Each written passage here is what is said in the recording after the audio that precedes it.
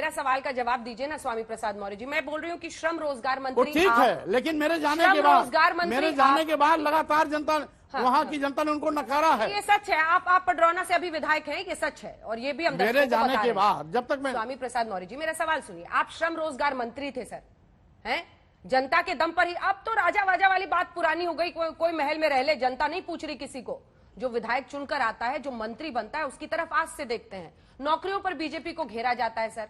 आप श्रम रोजगार मंत्री, आपने क्या किया? या फिर 14 जनवरी मकर संक्रांति के इर्द गिर्द 2022 में अचानक स्वामी प्रसाद मौर्य जी को लगा कि ये बीजेपी तो एंटी ओबीसी है, ये बीजेपी तो कुछ कर ही नहीं पा रही। आपने बतौर श्रम रोजगार मंत्री क्या हासिल किया? कश्यप जी, आप सुन लें, अच्छा सवाल किया आपने। श्रमिकों के कल्याण के लिए बोर्ड का गठन हुआ 2009 में। 2009 से लेकर 2017 तक कुल 7 लाख श्रमिक लाभार्थी थे। आज हमारे कार्यकाल में 1 करोड़ लाभार्थी हुए हैं। कुल 7 पूर्व की सरकारों के 8 साल में 9 साल में मात्र 34 लाख पंजीयन था मजदूरों का। आज 1 करोड़ 30 लाख के पार पंजीयन हो गया है।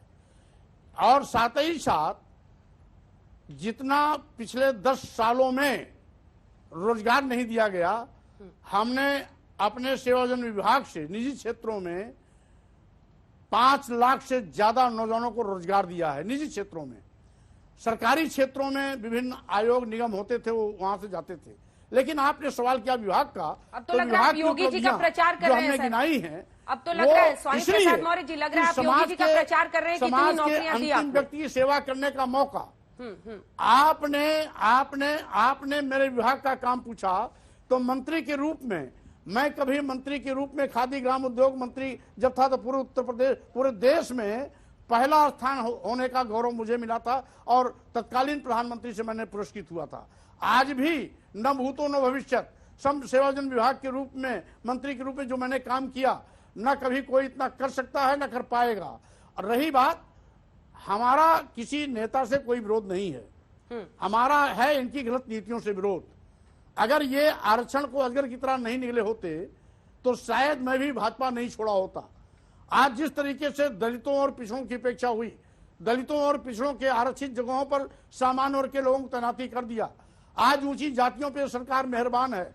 किसानों का छुट्टा जानवर किसान खेत चर रहा है और बार बार कहने के बावजूद भी उसकी कोई व्यवस्था नहीं हो रही है।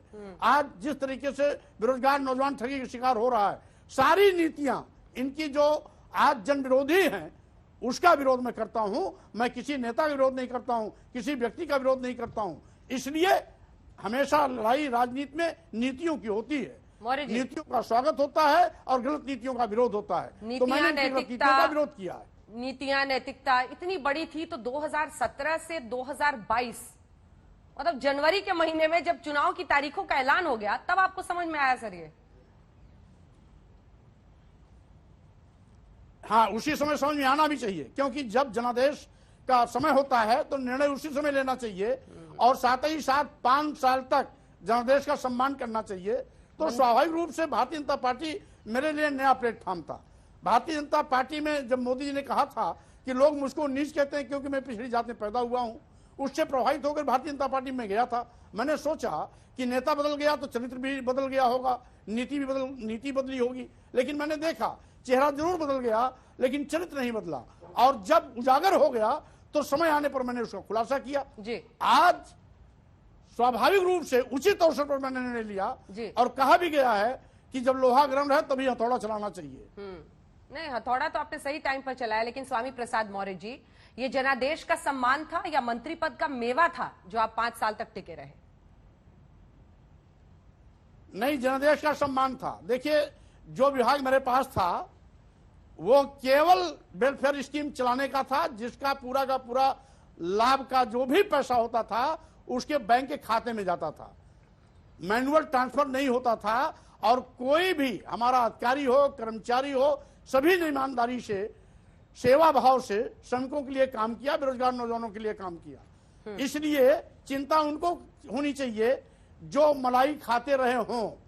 और साथ ही साथ स्वामी प्रसाद मौर्य मंत्री रहते हैं तो, नहीं रहते हैं तो, हमेशा मस्त रहते हैं हजारों कार्यकर्ताओं से घिरे रहते हैं। आज मैं मंत्री नहीं भी हूं तो भी हजारों कार्यकर्ताओं से घिरा रहता हूं और हमेशा आज से नहीं, मेरा 42 साल का संघर्ष है। 42 साल की संघर्षों में मैं जनता हमारे पास हमेशा रही है, आज भी है, आगे भी रहेगी, क्योंकि हम प्यार से सभी का काम करते हैं, सभी को सम्मान देते हैं और इसीलिए पूरे प्रदेश का कार्यकर्ता किसी भी वर्ग जात का हो वो मेरा सम्मान करता।